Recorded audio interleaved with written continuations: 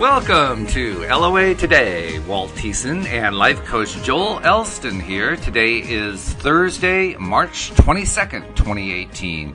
8 a.m. Eastern Time, your first daily dose of happy for the day. And Joel, I have to say I am very happy this morning because I did another weather influencing deal that worked, and I'm so pleased about it. On Tuesday morning, I guess it was like midday Tuesday, they were talking pretty heavily about this big snowstorm, this fourth nor'easter of March coming through. And by Tuesday evening, they told us that in our area, we were going to get about 10 to 14 inches. And I said, no, we can't have that. The gardening season is about to start. Louise needs to get her business going. We need to get the people out in the field.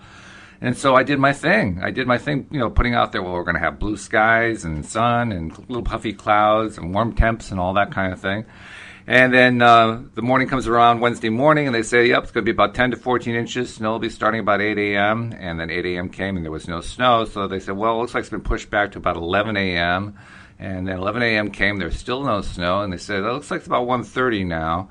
So 1:30 comes along, still no snow, and now they're saying, well, it looks like there's kind of a shift going on here. There's this unexpected high about 5,000 feet above the ground that seems to be impeding the system. So we're now downgrading from 10 to 14 inches to 3 to 5 inches. And I said, nope, you're still not there. And I'm reporting this on the previous podcast. Well, overnight, we got nothing. And this morning, there's a little dusting on the windshield. That's our 10 to 14 inches. And I'm loving it. You know, and that's such a great example of where your perspective keeps you and you know, what you need. And that's what we're talking about when we're doing this stuff is so much of this is how you're viewing it. And you know, could you, if you'd have just been stuck in, oh God, the snow's going to mess me up. I have a few weeks ago, in a similar vein, I have some of my patients or clients I work with are anxiety people. I call it. They're dealing with anxiety, and that's sort of their issue. And it's not a diagnosed type thing as much as it is just sort of a behavioral mindset thing. And we're working on getting better. And ironically, I have on Wednesday mornings 3 back-to-back anxiety patients. And the snow was predicted, this has been a few weeks ago, on a Wednesday morning. Mm-hmm. And I laughed at almost the moment the weather I got 3 separate texts. These people are totally unrelated, don't know each other. What are we going to do Wednesday morning if it snows? I'm like, well, this is like on a Sunday evening. And I'm like, well, let's just look at it where we're at. And over the next 24 hours, I'd received probably 6 or 7 texts. Well, I don't know.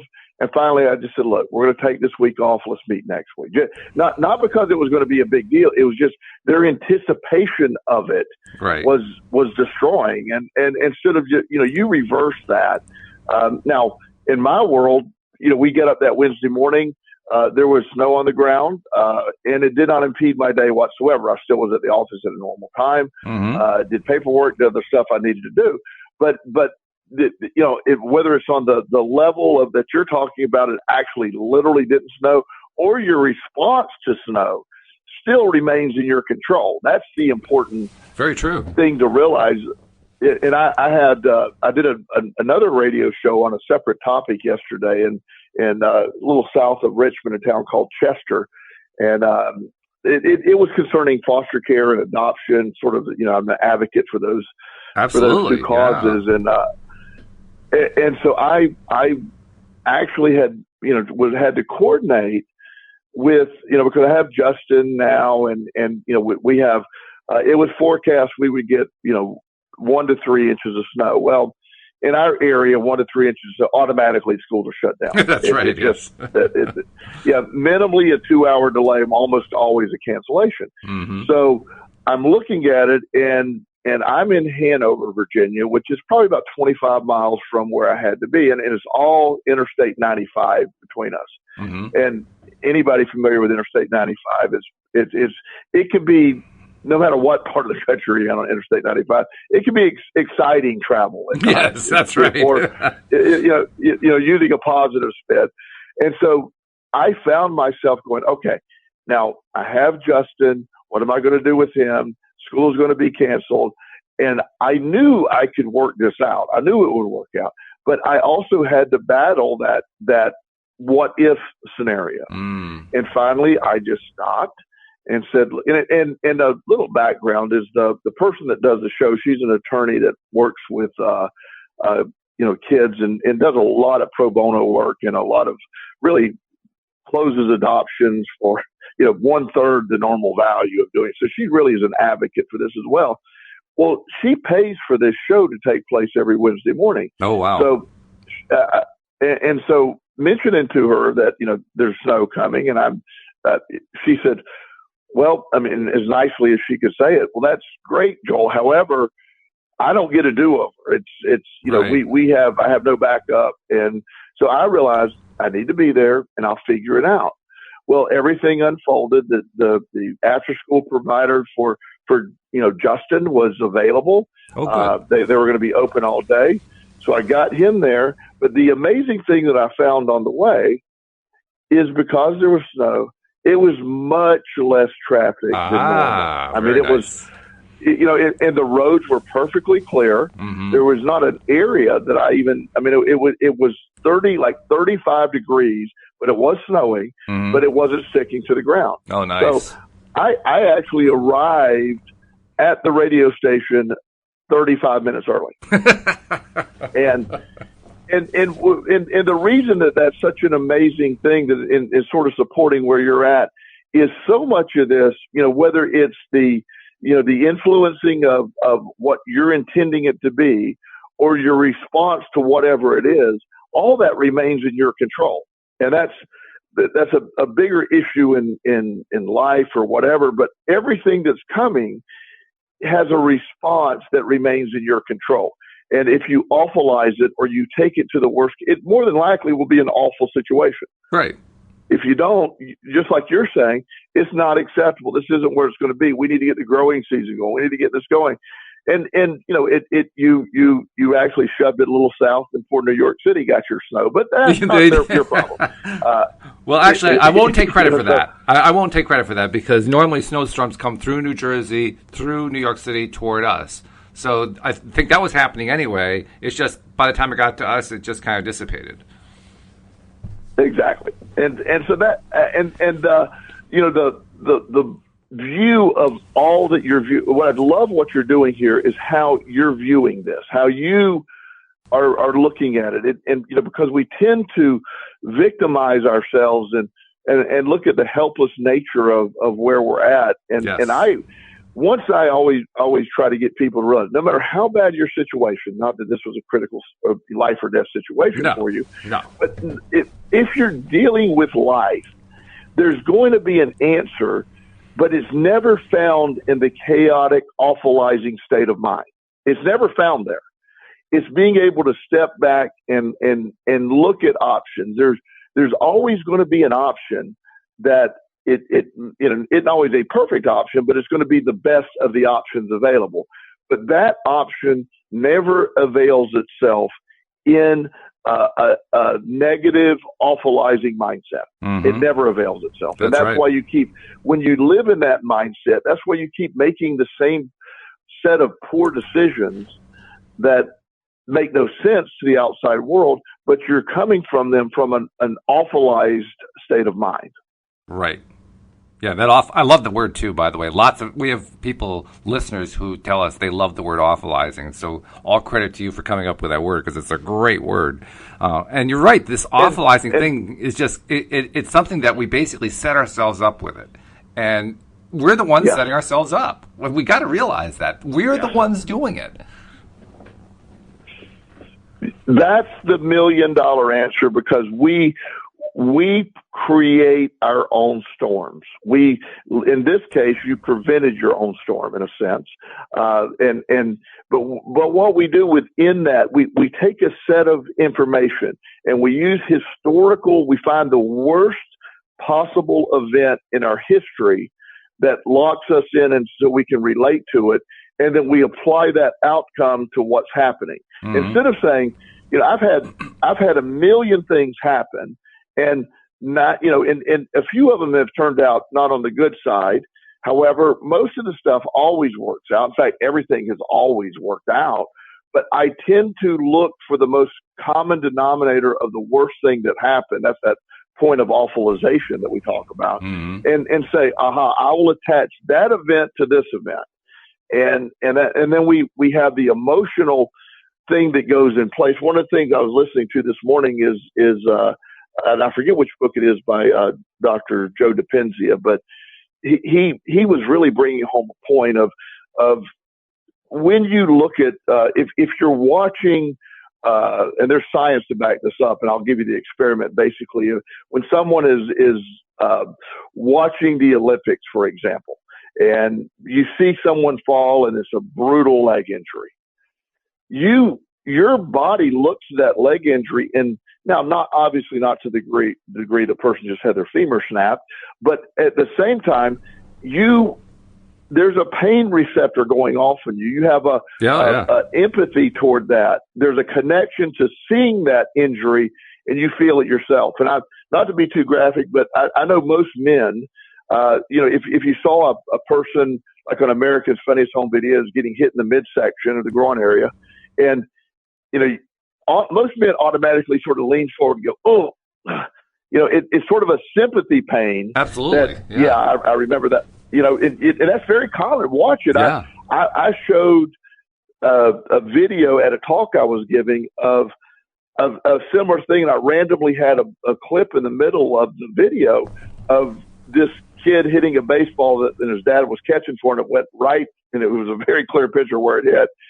And the entire male audience, when that happened, leaned forward and grabbed that area, going, oh. And it was funny because they did it in unison. Yeah. Oh, yeah. And, sure. And that's that sympathy or empathetic type connection, and you see that when you have all of this other stuff around you, and that's important. That's very important to see how that connection is.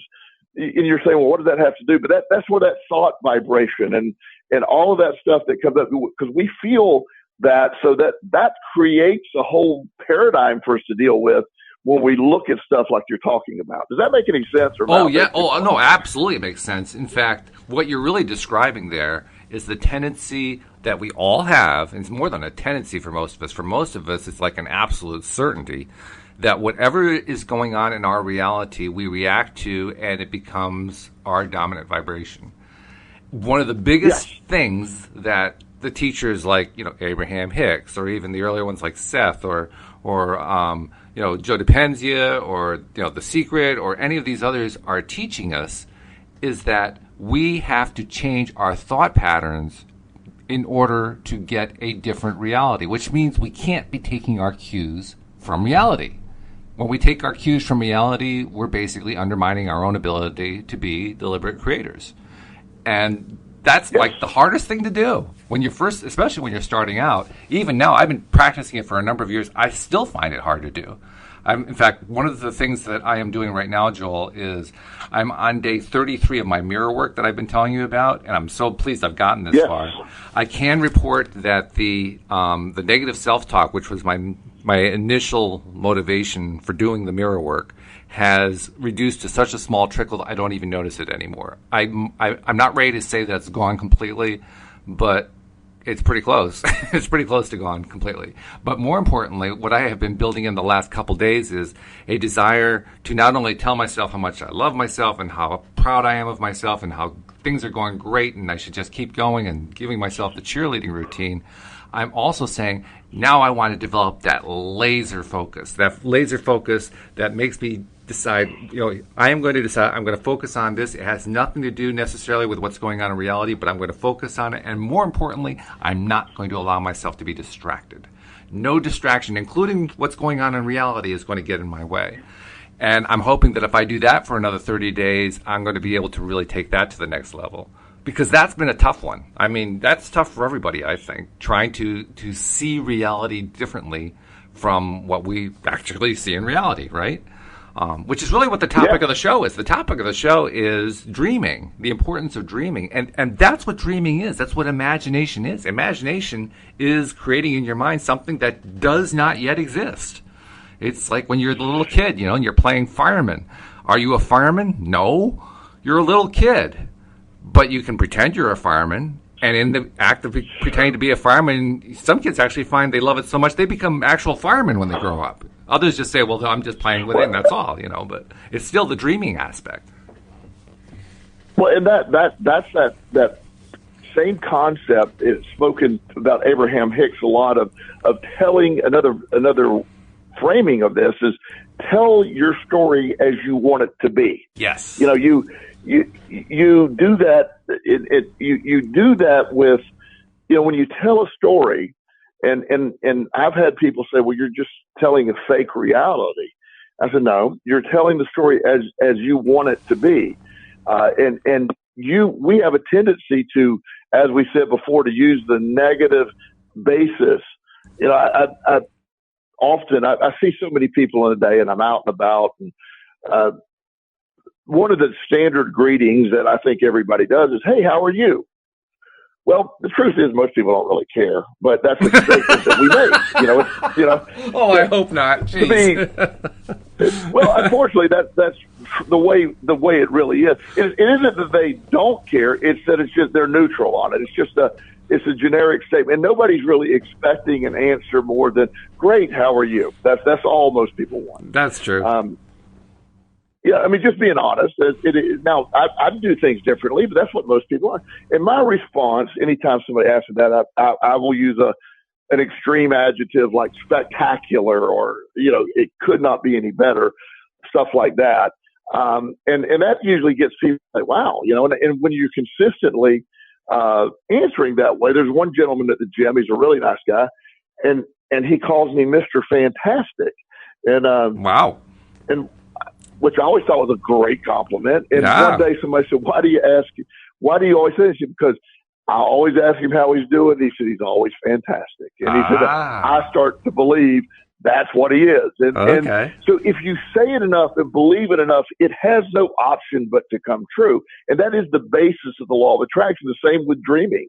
There's intentional dreaming or intentional viewing or no matter what framing you want to call it or what you want to put the words or descriptive words around it. But when you visualize or when you intentionally start seeing the life as you want it, and the mirror work you're doing is so incredible that you're able to shut down this negative self-talk, which has probably been your biggest challenge over the years, would be my guess. Oh, God, yes. It has been haunting me since I first started trying to practice The Secret in 2008. And for the longest time, I couldn't even get past it. The negative self-talk was so loud and so dominant that I could try to focus on something. Literally, I remember the first time I tried to focus on something positive. I could only do it for 5 seconds because that negative self-talk was just hammering me. So, yeah, this is a big deal for me to have gotten rid of it with the mirror work. And that's something that I'm so excited that you're doing. And I have, being your friend, and most people don't realize this, we have never met face to face. I know, isn't that weird? But I feel like I know you better than most people I've ever met, but we've never actually been face to face. It's strange. Right. Yeah. And so I consider you a great friend. Me too. And so within that, me having sort of a front row seat to just watching your evolution and hearing the doubt, but the effort, but the doubt, and then the change in the actions and the stuff that you had the hardest time with, and actually watching you implement that has been amazing to see. And it's happened in a relatively short period of time. You've drastically changed your brain. And that's what we're selling of the concept of the law of attraction. This is how you change your brain. The brain becomes a new way of thinking. You don't fall back into that negative self-doubt, that pattern. And for a long time, I kept thinking, okay, well, I got it.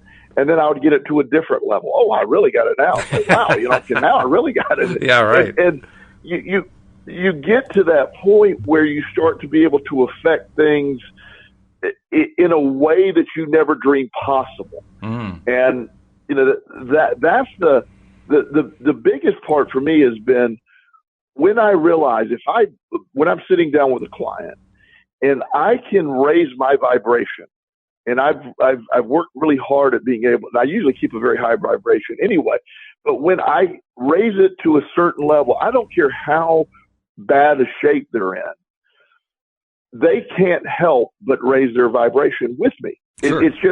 It's an energy force at work. And that's what this is about. When they can learn to raise their own vibration, then the rest of the stuff comes into life. There was a point in my life where probably 75% of my thoughts were basically worried about my financial condition. Yeah. I would be like, okay, I got enough money for, and everything that would come along, I would filter it with money. Like, do I have enough money to do this? And I worked hard to rebuild my life after a really bad bout of addiction. And I started, but I still for a long time struggled with the money piece. Mm-hmm. And that was one of those things that took me like, wait a minute, Joel, you've always been able to make it.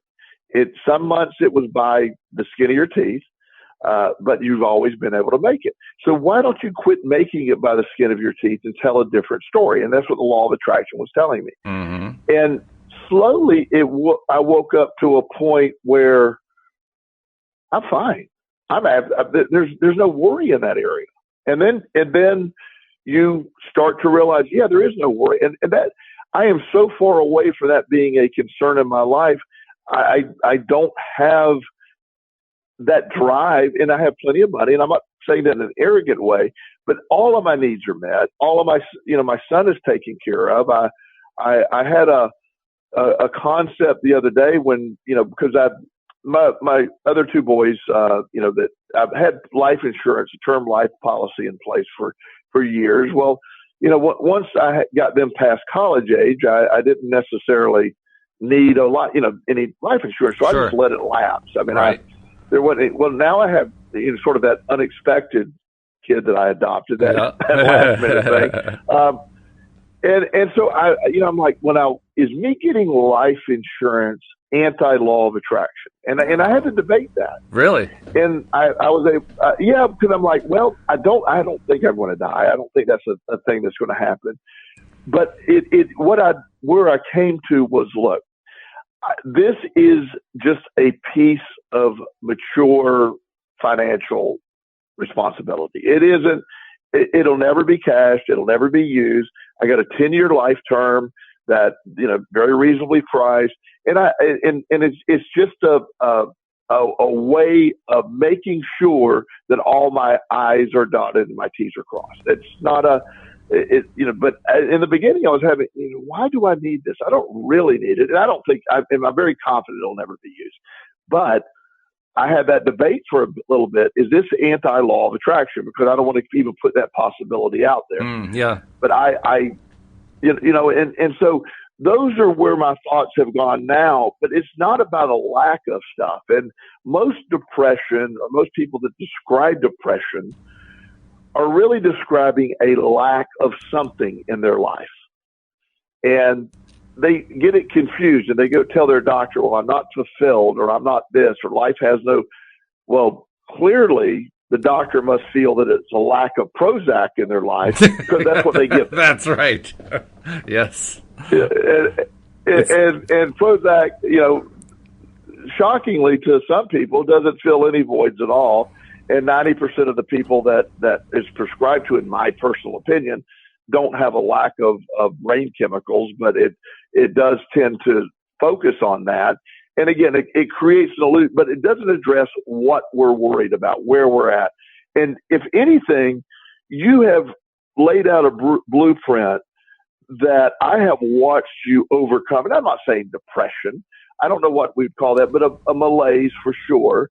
I've watched you work your way out of a very negative, self-defeating mindset and turn into a very positive, successful mindset. And you've done that with, I mean, you have grinded that out. You've battled that in a good way. And I've watched you do it. And it's amazing to see the results firsthand. Well, thank you. I appreciate that. And I have to honestly say the first year that you and I met on the podcast, which was December of 2012, I think I actually was still in depression at that point. It may not have been diagnosed as depression because I never went to anybody to diagnose it, but I mean, I was definitely feeling depressed. And it was one of the reasons I did the podcast and started going with it, because doing the podcast felt better. So, okay, hey, there's the best medicine, right? Something that doesn't actually require a chemical going into my body, and I can actually feel better. So I kept doing the podcast. And I do appreciate your recognition about how I've been able to kind of fight through it and get to the point now where I'm so pleased to say the negative self-talk is virtually gone.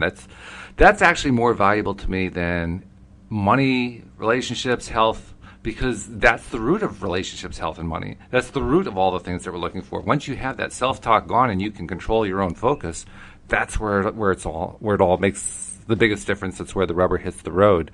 The thing that really captures my attention, though, from what you were talking about, is something that I think everybody can identify with, which is that battle about, well, do I focus on this negative thing? And, is it a negative thing, first of all, to focus on something like buying term life insurance? And second of all, if it is a negative thing, aren't I kind of working in the wrong direction with the law of attraction?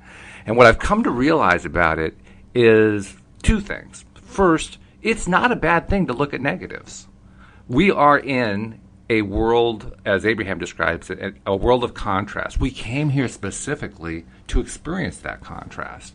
That means we have to be looking at the negatives, right? If there's anybody who's taught me that's you from your experience, because you dealt with some incredible negatives, unbelievable negatives I can hardly even fathom. And you stared them in the eye, and you now actually consider them to be some of the greatest moments of your life because of the springboard they created to put you to where you are today. So clearly negatives are not a bad thing to look at. I think the only real problem with negatives is when we choose to live in them. And the way I like to look at it, yes, that's it right there, right? I mean, the way I look at it is the way Abraham teaches it. Abraham teaches us that if we focus on any topic, doesn't matter what it is, for 17 seconds, we will manifest another thought along the same line. And if we do it for another 17 seconds, we'll get another thought along the same line. If we carry this on for 68 seconds, in other words, 4 of those segments, then we actually start a physical manifestation going.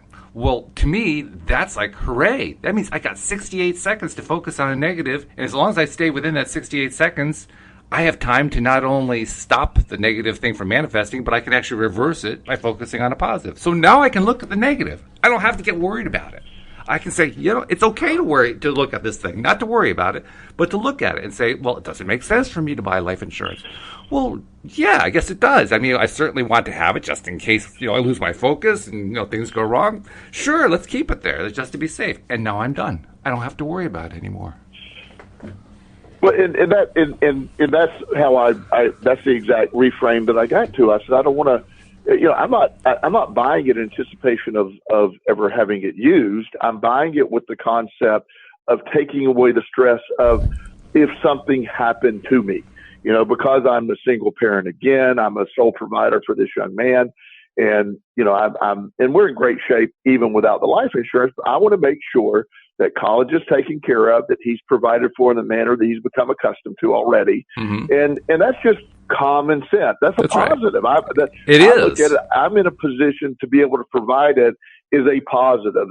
And it will never be used, but it is there. But your overall point, which I am so glad that we're to, is negatives happen. It is an illogical thought process to understand, and Abraham Hicks says probably the best of all the gurus in explaining this. Negatives are a contrast. There's no way to understand the positive until you've been through the negative. Most people that get to the law of attraction have gotten there through a path of adversity, of negatives. Mm-hmm. That's where most people get to it. There's very few people that say, I'm randomly going to go on this quest and, oh, look, law of attraction, that's perfect. Most people have to get to a place of discovery. And that's what I love is when people from all different walks of life, different backgrounds, we all end up here. And it's funny, which I find great humor in, and not in a mocking way, but everybody gets there and they have it's almost the same path of acceptance with it. You discover it. Again, I always describe it with, the secret was sort of the really light introductory method to it. Everybody liked it. Oh, good, Right. And then most people end up at like Abraham Hicks, which is like, okay, now we're getting pretty deep. and then when people discover like the Seth materials, okay, now we're way down the rabbit hole. Right. It's like, but you see the evolution of the discovery, and then even if we branch off in different, belief systems within the law of attraction, like there's people that have differing views with the law of attraction. There's those that are just simply, it's more about it's only about thought and nothing else matters. Then there's those that are, no, the action piece has to match the thought. But all those little differences are really irrelevant because they're right only because you believe they're right. I have a doctor that I refer to here in Richmond that when people have some illnesses, and he's very much into the sort of what we believe, that holistic approach, law of attraction thinking, and he stated that what works for an individual is what that individual believes what will work for them. And so he listens to what they're saying. And if a person is hell-bent and determined that an antibiotic is needed, then an antibiotic is needed. Yeah. He said it's just what they're not going to get better without it. And, we have had a lot of discussions, and I've used an example before, but when I had my gallbladder out several years ago, I was in at the same time another man had his gallbladder out. I remember. Well, yeah, this gentleman was in the most unbelievable pain. He went in with a very negative attitude. He was in the hospital 3 or 4 days. I went in at noon and was out by 5. It's just crazy. And dismissed it and left with no painkillers and went about my life. And it was a different thing when I went back to pick up my charger, which I had left in the hospital. I went back the next day, and I'm in street clothes, just walking normally, and he's like, what happened? What, did they mess up my surgery? And I'm like, no. I said, you just, I said, you're going to get fine. I didn't give him the reason. So no, you're a hypochondriac whiner is why you're here. I didn't say that. But that was my diagnosis. Yeah. So, but because the victimization of ourselves, when you live in the pain, the concept that the pain is not the problem, it's your focus on the pain that's killing you. That's the piece when you understand that. Pain patients, a lot of my fibromyalgia patients, when they understand that the pain itself is not the relevant piece, it's the focus on the pain that's the problem, that's when things change. And just like you're talking about, you can refocus your brain into other mindsets, whether it's pain or wherever you're at, by doing the stuff that you're talking about, by the mirror work or telling a different story. The idea that we Dr. DePenzia this morning in the book I was listening to was talking about a client of his that she came in with all these issues and she got upset with her that he didn't get upset with her. She got upset with him that she kept saying, well, you're not listening to me. And he was like, no, you're not listening to me. You are a victim of your pain. We've got to stop this dialogue, because she had this history that, her parents were abusive and her husband was abusive. And I'm not saying he wasn't saying they weren't abusive. No. But that was her narrative. That was her life. And once he got her to change all that and say, that's not where we're at today, he literally helped her rewire her brain, and that fixed her pain. And that's the piece that we as humans, everything has a fix. We have become victims of our thoughts when we're in an unfixable situation. Oh, no doubt. Fixing the thoughts fixes the situation. No doubt at all. Absolutely. In fact, one of the key things to understand here is that when we're in that state of pain, that is so all-encompassing. I mean, it just grabs your attention and sucks you right in. It is beyond doubt the hardest place to start changing the mindset, because we're constantly inundated by the pain. The pain is in our awareness at all times. So it's a tough place to climb out of. But the good news, you can climb out of it. It is possible to do it. You can do it. It takes extra work because now you're in the worst time to do it, but you can still do it. It is possible to climb out. It takes more effort. It takes more focus. It takes more attention to detail. It takes more attention to, I am not going to allow myself to be distracted by that pain. Instead, I'm going to focus on this over here, which makes me feel better. That takes a lot of work when you're in that place. But if there's anybody who proved that, it was you. You were in some of the most amazingly unbelievable, I mean, your pain was more psychic than it was physical, but it was still incredible pain that you were in when you were in your worst place. It was a really bad place. And yet you still managed to climb out of it. Well, and that became the discovery, and I have the benefit of multiple years now of this happening. I don't want to make it sound like I snapped my fingers and did this perfectly, but it was it was a process of discovery that taught me that I was creating my own pain, and this is where a lot of people in today's society, and especially professionals, they really take issue with the law of attraction. We are manifestors of our own pain. We are not victims of pain. We're not victims. Stuff happens to everyone. Our response to what happens is the difference in that. I was at I'll brag a little bit about my son, Justin. He won the North Carolina State Taekwondo. Yeah, that was great. Wow, I saw that. Yeah. Fantastic. Whoa. Yeah.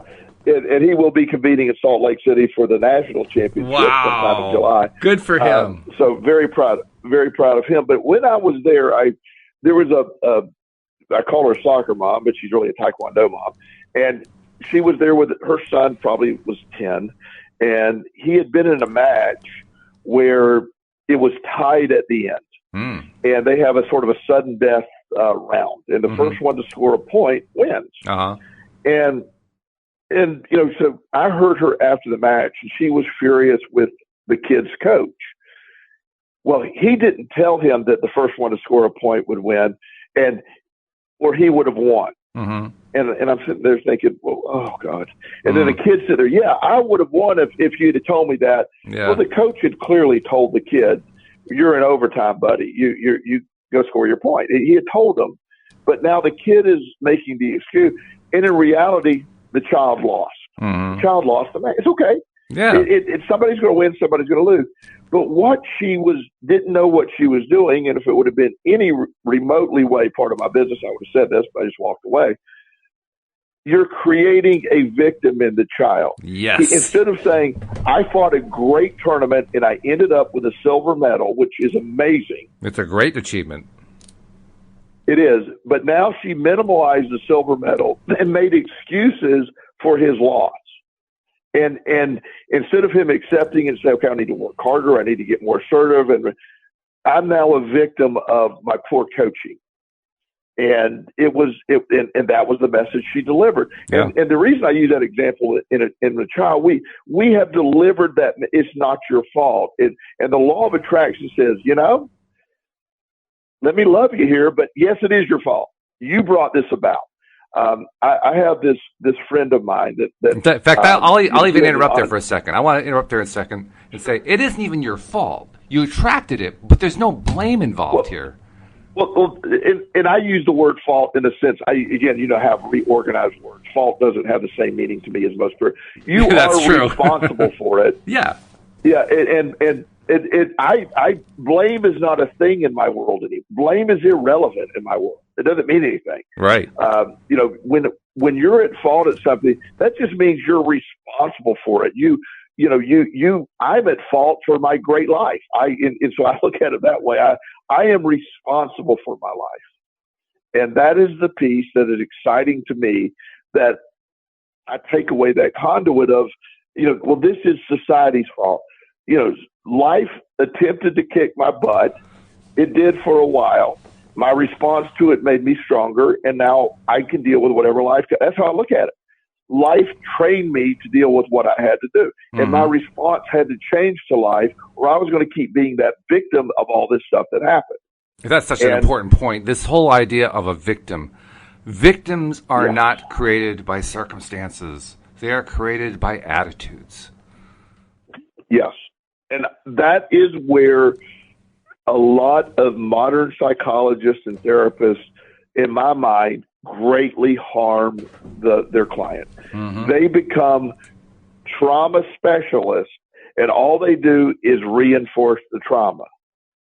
Well, it's this lady had been going to this therapist for a while, and the therapist recommended to see me because for some life coaching stuff. And so I was talking. She said, well, after about the fourth time, she said, well, I'm 350 pounds, and it's because of my trauma in childhood. And finally, after about the third or fourth time of her saying that, I said, ma'am, I mean this with great respect. You're 350 pounds because you eat 6,000 calories a day. And, I'm sorry, but if we're looking at if your argument is you're using food as a medication and you eat 6,000 calories a day to medicate for the pain, I get that concept, but let's get a direct connection.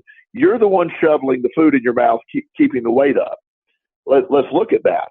And now you're doing that. It does help to understand that's why you're doing it. But are you going to continue to look at that trauma and allow it to, or are we going to address? Now, that's an offensive statement to hear at first to her, that she is responsible. But once you understand you're also responsible for the great stuff. It isn't about, putting yourself in the poor me. It's about, no, I can stop this. And the great thing that happened with her is she quickly realized, she said, you're right. After being pissed at me for a little bit, she was right. You're right. I'm the one that's still shoveling it in. I'm the one that stops at the store and buys double stuffed Oreos and sneaks them in my purse. Don't tell anybody about. Don't tell anybody. Right. And she said, and so she identified it. And once she stopped her action, I said, don't be victimized any longer. Things will happen in life, but when you play the role that's being assigned to you, the role of victim, to me, is the most debilitating role that a human being can have. It is the ultimate in disability. In fact, I'm going to take it even a step further. I'm going to say something that it just blows the minds of everybody whose minds have already been blown, and that is, it isn't even the food that she's taking in, it's the mindset. The mindset is what sets her up for all of it.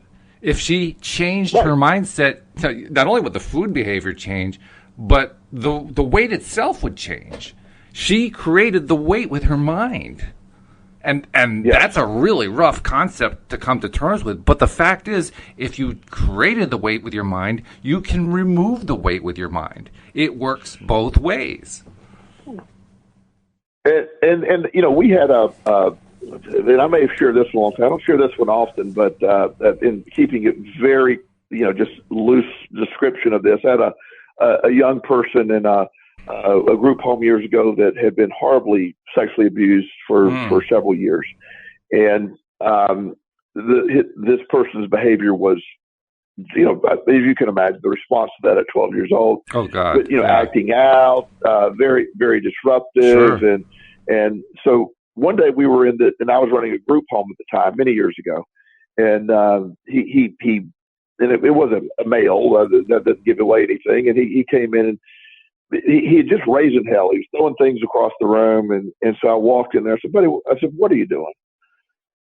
You don't know what I've been through. And I said, I do actually know what you've been through. I can't relate to what you've been through, but I know what you've been through, and that does suck. Yeah. And I said, but I'm still trying to figure out why you're throwing papers across the room. And he looked at me, because of what I've been through. And I said, but again, can you explain to me why throwing papers across the room is helping what you've been through? He goes, well, it's not helping it. I said, okay. So is there some other action we can do that I can assist you with that maybe deal with it instead of, and so we had this conversation for about an hour. And I made a statement that I had forgotten about, and I'll tell you how I remembered it. he was, I told him, I said, I'm sorry. I don't have words to describe. I have no explanation of what you've been through or why it happened. But there's two courses here. You can continually be sexually abused by this person mentally, as you're doing. That's what you're doing now. Or you can take that and that whatever's in there and bottle it up and give you a new direction. You can change it and channel it and fix it and use it to get stronger. It can defeat you or it can make you. And I don't even remember really telling him that. But he told me later. So years go by and I go through my own craziness and I get my life back. And so I get this email one day from this person I didn't recognize and said, "You probably don't remember me." And he said his name. And he had a University of Texas email address. And I'm wow. Okay. And he explained who he was. And so I said, give me your number. I called him and we started talking. And he said, "By the way, I'm a pre-med student at the University of Texas." Wow. And I said, "Oh my God, you're kidding me." And he said, "No." And I said, well, congratulations." He said, "Well, that's why I actually reached out to you." So I realized you're the reason I'm a pre-med student. And I said, "Well, first of all, thank you, but I can't be the reason. You've obviously done great work." And he explained that it was that statement that he realized he was re-victimizing himself. Wow.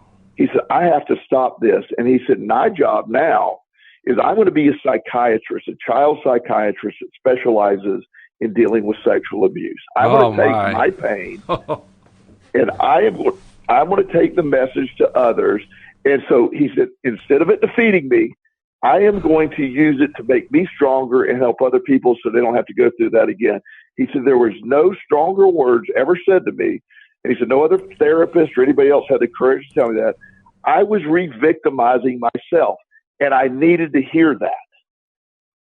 And I said, well, I be honest with you, I wish I remember saying it, but I do. That is something I would say. Yeah, right. So I said, and to be honest with you, after I last saw you, I went through a lot of craziness myself and turned things around.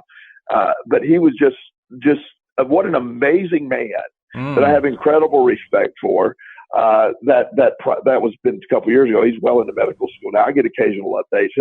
He'll be a great psychiatrist, and he will bring a perspective that very few people have to this. Yeah. Oh, yeah. And his mindset is about not reinforcing the victim mode. It doesn't mean that trauma doesn't need to be addressed, but somehow addressing of trauma right now has turned into coddling of trauma.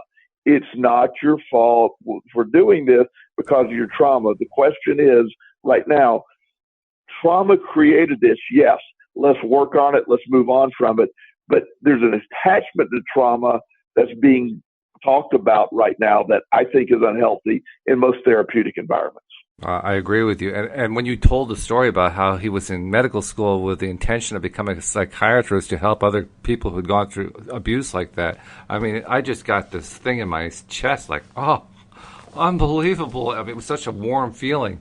And I'm blown away by it. Like, wow, what a fantastic transformation this guy has made. I applaud him. I absolutely applaud him. Well, it's such an amazing definition of what we're talking about. He used the law of attraction, and also I used this opportunity because when I told him that was my pre-law of attraction days. When I really understood it, Yeah. And so what we did now is I sent him a copy of The Secret, sent him a copy of my book. So now he's very much into law of attraction. He's really getting it. Oh, that's great. So not only will he be a psychiatrist to help, but he'll also be a psychiatrist that's going to use the law of attraction and positive thought and thought manifestation as part of his practice, which is, what I have always believed is the solution to psychiatry. Yeah. Yeah, I agree with you. Oh, that really got me right in the heart. That was just really powerful. Oh, what a story. Well, and it is. And that's somebody who took a horrible event, and that's what I'm always trying to get people to understand. This is an incredible event that happened with all of this negative, all the stuff that we're talking about. And this will benefit other people because of what he went through. He made sense of what happened. It'll never be good what happened. No. It never will be good. No. But what he did was, I'm going to quit being a victim of that, and I'm going to use that. I want to be strengthened by it, and I'm going to go take that message. And again, that becomes the point of what I think life is for us, is taking what happens and reframing it and use it as fuel, as using it as success. And I can't wait to see what this kid does, or man now. Oh, yeah. Doctor does. I mean, I'm sitting here thinking to myself, what this guy did was something that we talked about early on in the show. He refused to accept what he saw in reality. He refused to be the person who continued to victimize himself. He recognized that he was victimizing himself. Right. He didn't recognize it before. Right. He recognized it now and did something about it and said, I'm not going to be a victim of myself anymore. Wow. What a breakthrough. Right. I mean, there are people who would cry for that, who would beg for that. That's a fantastic breakthrough. Oh. Well, and that's the piece that I believe everyone that's listening, when you understand what we do to ourselves with our negative thoughts, we're victimizing ourselves. And excuse my directness, but it's very important to hear this. Shit happens, and how you respond to it is the answer. And when you look at it from all of that, all the views, that's the answer to the law of attraction. The law of attraction is, it isn't negative things aren't going to happen, as you said along the way in this show. Negative things are going to happen. They're not going to own you. You're not going to own the negative. You're going to respond to it. Things happen. I have a friend that had a wreck the other day, and he's early in the law of attraction. And I don't know why he ran off the road. I think in Richmond, there's sort of a rule that if it's a forecast of snow, you run into the ditch on purpose. But, it seems to be the case. And he was that one that decided it was to do that. Yes. And it was like, I said, well, buddy, it was 40 degrees outside. I know. I don't know why that. But anyway, Sure. He said, I've really been thinking, he said, the law of attraction is not working for me.